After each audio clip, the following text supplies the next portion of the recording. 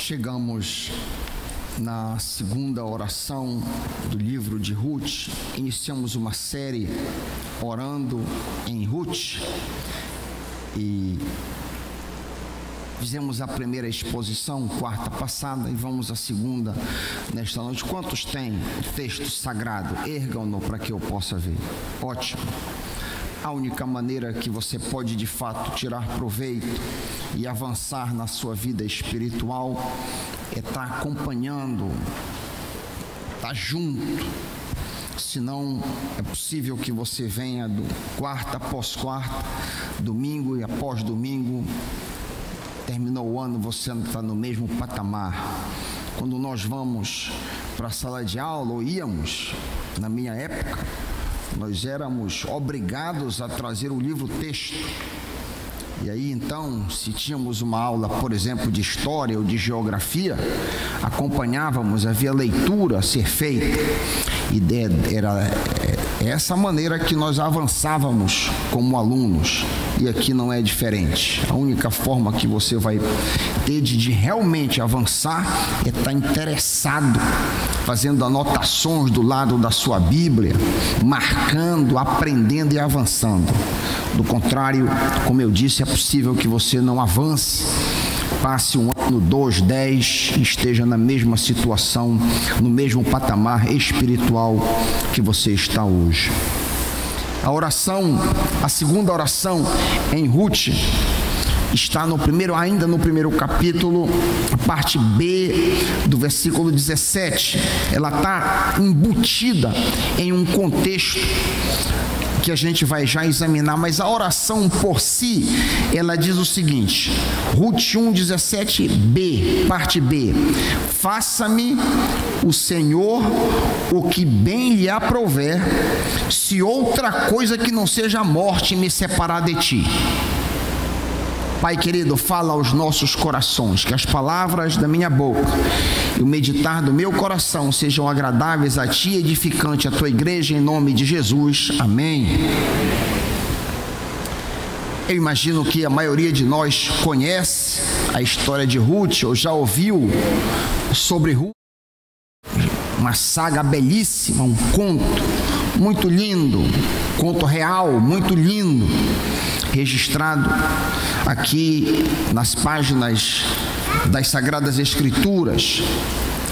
Ruth, a Moabita, duas mulheres só tiveram seus nomes eternizados como título das Escrituras: Esther e Ruth, cuja vida estamos examinando, principalmente através ou apenas pelas orações, mas aí a gente acaba tendo uma visão geral do todo quando nós consideramos as orações, foco das quartas-feiras.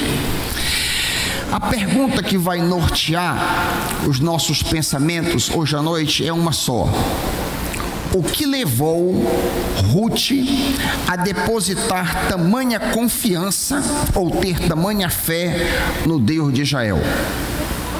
Essa é a pergunta que eu vou tentar responder hoje à noite. O que levou aquela estrangeira pagã que não conhecia o Deus de Israel? O que levou essa moça a depositar tamanha confiança no Deus vivo?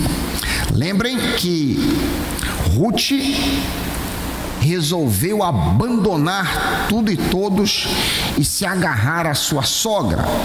Nós lemos o versículo 17, a parte final. Se você lançar os olhos um pouquinho acima, pegar a partir do versículo 16, contexto no qual a sua cunhada órfã diz: vai embora. Então Noemi fica sozinha e diz: olha, a tua cunhada já foi embora, tu não queres fazer o mesmo?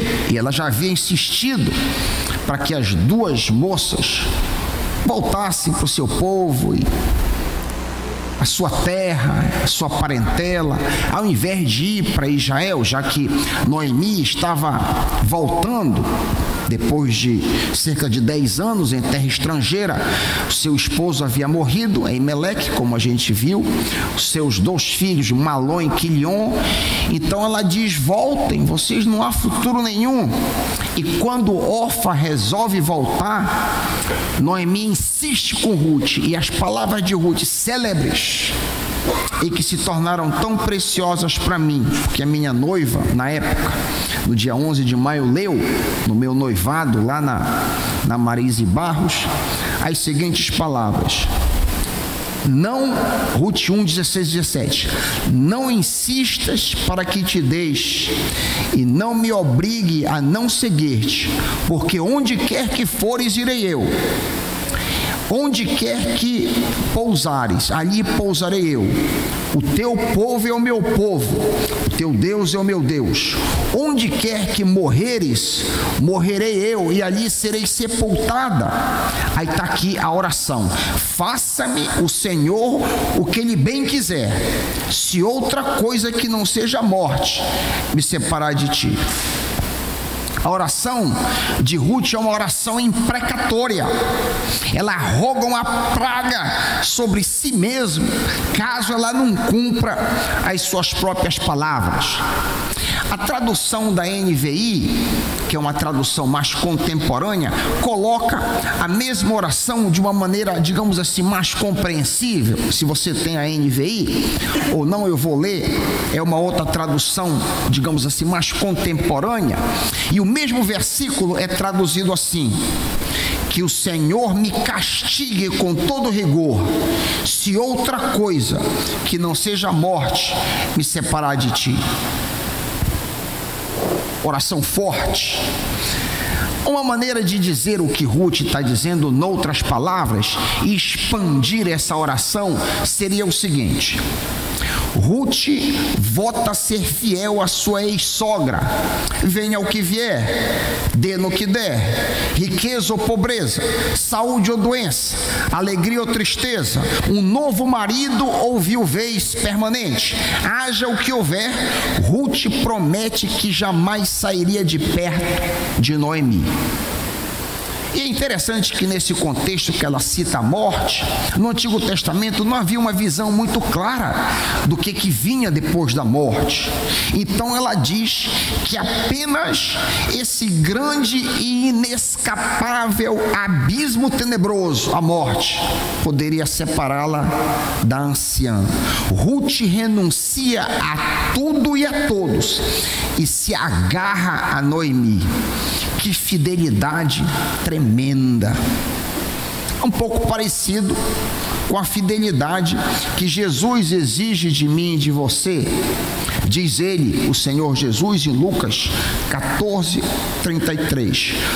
Todo aquele que dentre vós não renuncia a tudo que tem, não pode ser meu discípulo. Quem não renuncia a tudo, não pode ser meu discípulo. Tal qual Ruth, todo verdadeiro discípulo de Cristo precisa renunciar a tudo que for contrário à vontade de Deus. Nós lemos quarta-feira passada, mas seria interessante nós lermos outra vez esse primeiro capítulo, para a gente se situar no contexto histórico outra vez. Eu estou lendo a partir da NVI. Acompanhe na sua Bíblia, ou caso você não tenha, preste atenção nessa linda história. Ruth 1:1. Na época dos juízes houve fome na terra. Um homem de Belém de Judá, com a sua mulher e 2 filhos, foi viver algum tempo nas terras de Moabe, no estrangeiro. O homem chamava-se Elimeleque, sua mulher Noemi, e seus 2 filhos chamavam-se Malom e Quilion. Eles eram efrateus de Belém de Judá. Chegaram a Moabe e lá ficaram. Morreu Elimeleque, marido de Noemi, e ela ficou sozinha com seus 2 filhos. Eles se casaram com mulheres da região, mulheres moabitas. Uma se chamava Orfa, que casou com Quilion, e a outra chamava Ruth, que casou com Malom. Eu estou incluindo aqui. Depois de terem morado lá por quase 10 anos, morreram também Malom e Quilion, e Noemi ficou sozinha, sem os 2 filhos e sem o seu marido. Quando Noemi soube em Moabe que o Senhor viera em auxílio do seu povo, dando-lhe alimento, decidiu voltar com suas 2 noras para sua terra. Assim ela, com as suas 2 noras, partiu do lugar onde tinha morado. Enquanto voltavam para a terra de Judá, Noemi disse às suas noras: voltem para a casa de suas mães, que o Senhor seja leal com vocês, como vocês foram leais com os falecidos e comigo. O Senhor conceda que cada uma de vocês encontre segurança no lar de outro marido. Então deu-lhes beijos de despedida, mas elas começaram a chorar bem alto e lhe disseram: não, nós voltaremos com você para junto do seu povo. Disse, porém, Noemi: voltem, minhas filhas, porque vocês viriam comigo. Poderia eu ainda ter filhos que viessem a ser seus maridos? Voltem, minhas filhas, vão, eu estou velha demais para ter outro marido. E mesmo que eu pensasse que ainda há esperança para mim, ainda que eu me casasse esta noite e depois desse à luz a filhos, iriam vocês esperar até que eles crescessem? Ficariam sem se casar à espera deles? De jeito nenhum, minhas filhas. Para mim é mais amargoso do que para vocês, pois a mão do Senhor voltou-se contra mim. Elas então começaram a chorar bem alto de novo. Depois Orfa deu um beijo de despedida em sua sogra, mas Ruth ficou com ela. Então Noemi a aconselhou: veja, sua cunhada está voltando para seu povo e para seus deuses, volte com ela. Ruth, porém, respondeu: não insistas comigo que te deixe e não mais te acompanhe. Aonde fores, irei, onde ficares, ficarei. O teu povo será o meu povo, e o teu Deus será o meu Deus. Aonde morreres, morrerei, e ali serei sepultada. Que o Senhor me castigue com todo rigor, se outra coisa que não a morte me separar de ti. Quando Noemi viu que Ruth estava de fato decidida a acompanhá-la, não insistiu mais. Palavras fortíssimas que aquela mulher usa. Como dissemos, Ruth está disposta a deixar tudo e todos numa aventura perigosíssima, com perspectivas super desfavoráveis. É interessante a gente entender aquele contexto semita. Em primeiro lugar, a primeira grande desvantagem para ela como candidata a um novo casamento daquela cultura é que ela não era mais virgem. Isso colocava ela numa posição de desvantagem enorme, repito, naquela cultura. Em segundo lugar, ela era estrangeira moabita, com histórico hostil entre Israel e Moabe. Havia toda uma história de guerra, de confronto e de hostilidade mútua entre os dois povos. Nem os moabitas gostavam dos israelitas, nem os israelitas gostavam dos moabitas. Então o contexto cultural também das nações era desfavorável a ela. Terceiro, se ela conseguisse algum pretendente, esse pretendente teria que fazer o papel de goel, de remidor. O remidor era aquele, lembrem, esses israelitas tinham vindo de Israel. O remidor que casasse tinha que levantar um herdeiro para o homem que morreu. Se casasse com Ruth, o filho que nascesse, o primeiro, não seria dele. E a herança daquele homem que casasse estaria comprometida, teria que ser dividida. Então as possibilidades de Ruth eram zero. De ter uma família, de ter um lar, ou muito remotas. A possibilidade de Ruth reiniciar sua vida naquele novo contexto eram muito pequenas. Então a grande pergunta que fazemos é essa: o que levou Ruth a depositar tamanha confiança ou tamanha fé no Deus de Israel? Como já dissemos, Ruth rompeu com tudo e com todos. E ela me lembra o que aconteceu com o grande conquistador espanhol Hernán Cortés em 1519. os registros históricos variam um pouco. Historiador conta com um viés e outro historiador com outro, mas a história de Cortês e a queima das pontes, por assim dizer, vai nas seguintes linhas. Cortês desceu nas praias que hoje é o México, na época o Império Azteca. Desceu, desembarcou com 11 embarcações e cerca de 600 soldados. Um contingente pequeno para um império monstruoso. Alguns historiadores dizem que ele já havia tentado entrar no que é hoje o México, mas havia sido derrotado.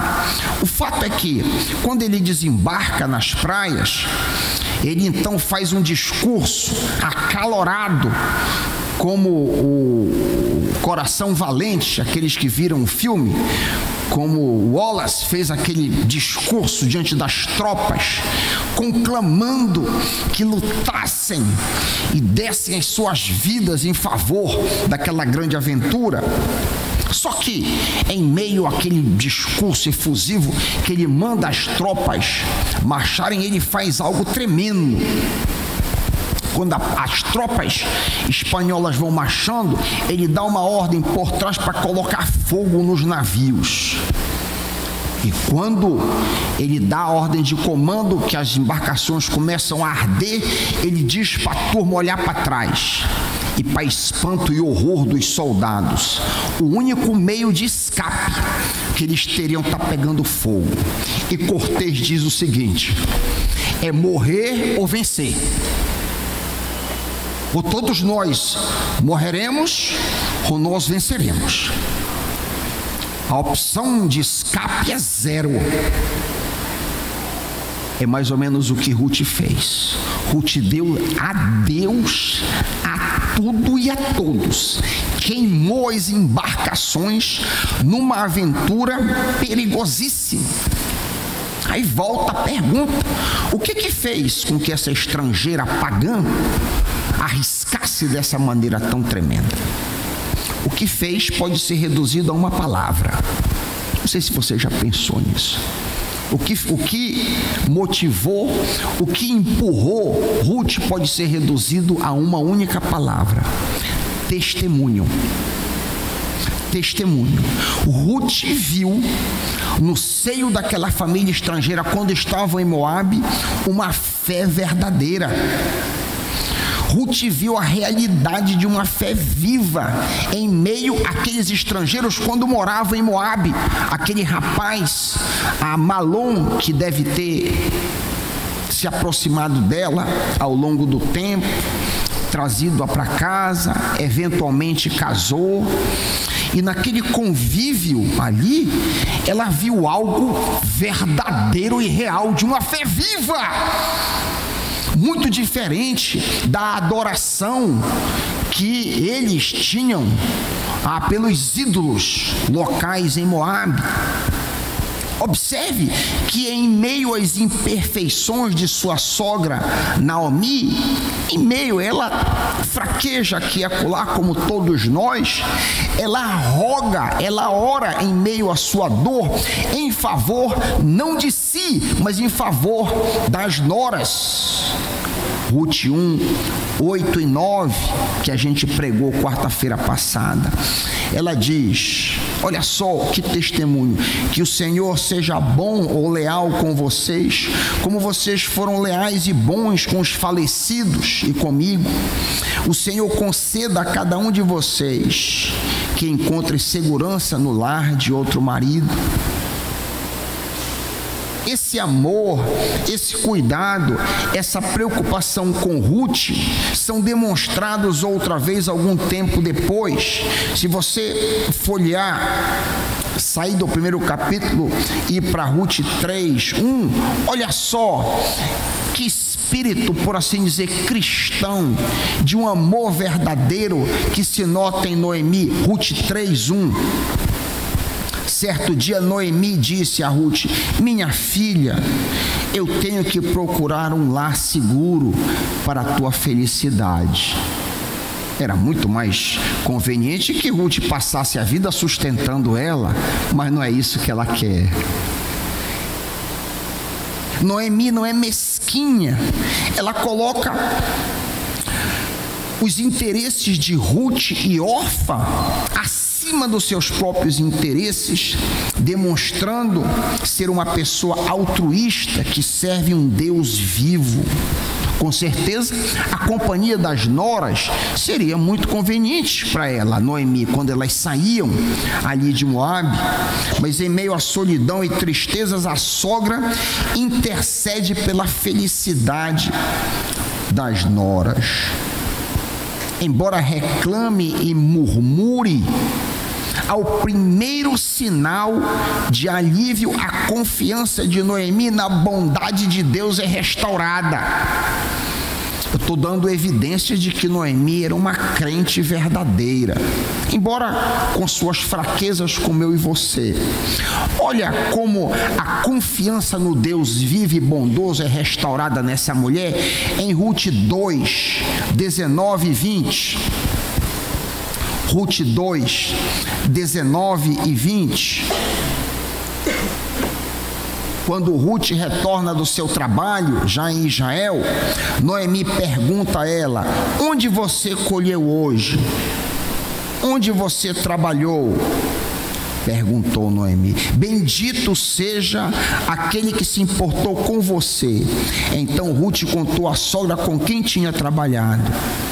O nome do homem com quem trabalhei hoje é Boaz. E Noemi exclamou: seja ele abençoado pelo Senhor, que não deixa de ser leal e bondoso com os vivos e com os mortos. Olha como a fé dela é rapidamente ressuscitada. Que coisa linda!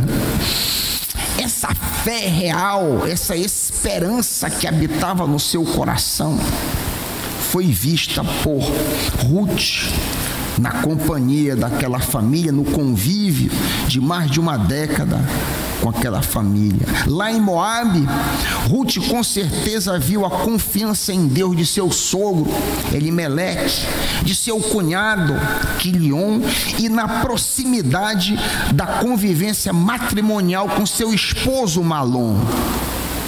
A única Bíblia que Ruth e Orfa tiveram foi o testemunho desta família que seguia o Deus vivo.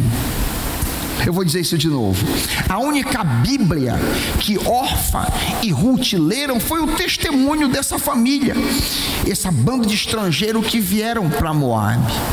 Orfa foi convencida, como nós dissemos, da verdade. Ruth foi convertida a esta verdade.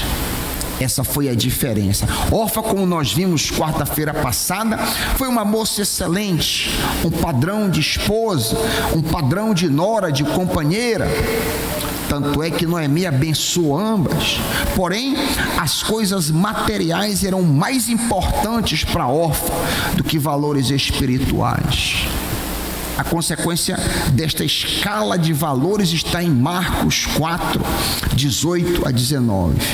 Jesus diz que, tal qual a semente lançada entre espinhos, algumas pessoas ouvem a palavra, mas quando chegam as preocupações desta vida, o engano das riquezas e os anseios por outras coisas, sufocam a palavra, tornando infrutífera. Isso foi Orfa. Ruth, por outro lado, renuncia a tudo e a todos nesse mundo para abraçar o Deus verdadeiro. Não é exatamente isso que nós lemos a respeito dela? Em Ruth 2, 11 e 12, a primeira interação de Boaz, vê-se o seguinte testemunho. Boaz, que era um estranho para ela, e ela uma estranha para ele. Ruth 2, 11 e 12. Boaz diz: bem se me contou quanto fizeste a tua sogra, depois da morte do teu marido, que deixastes o teu pai e a tua mãe, e a terra onde nasceste, e viestes para um povo que antes não conhecias. Que o Senhor retribua o teu feito, e que te seja concedido plena recompensa da parte do Senhor Deus de Israel, sob cujas asas tu viestes buscar abrigo.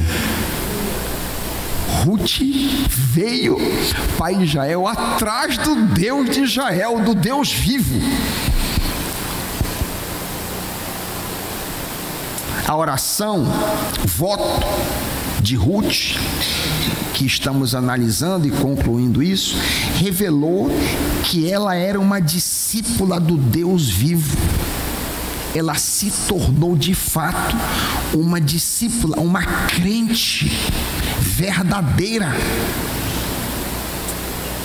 Muitas vezes as opiniões das pessoas, as preocupações desta vida, o apelo das riquezas, as amizades que não se quer perder, o amor dos familiares, os anseios por outras coisas, nos mostram quem na realidade nós somos. O aperto que Orfa recebeu mostrou quem ela era eventualmente. O aperto que Ruth recebeu mostrou quem ela era. Uma, como vimos, convencida da verdade, um conhecimento cerebral da verdade do Deus de Israel. A outra, com o coração convertido e rendida aos pés do Senhor. Que tipo de pessoa você e eu somos? Que nosso testemunho, que foi justamente o que moveu Ruth, que nosso testemunho possa ser impactante a todos ao nosso redor, pois nós, você e eu, muitas vezes somos a única Bíblia que as pessoas leem. Muitas vezes, em muitas ocasiões, você e eu somos a única Bíblia que as pessoas do mundão aí estão lendo. É o nosso comportamento, é a nossa forma de ser. Que nosso compromisso com Jesus seja mais importante do que qualquer coisa ou pessoa neste mundo. Que haja em nós uma disposição para romper com tudo e com todos, amizade, bens, para sermos fiéis testemunhas do Senhor para a glória de Jesus. Amém.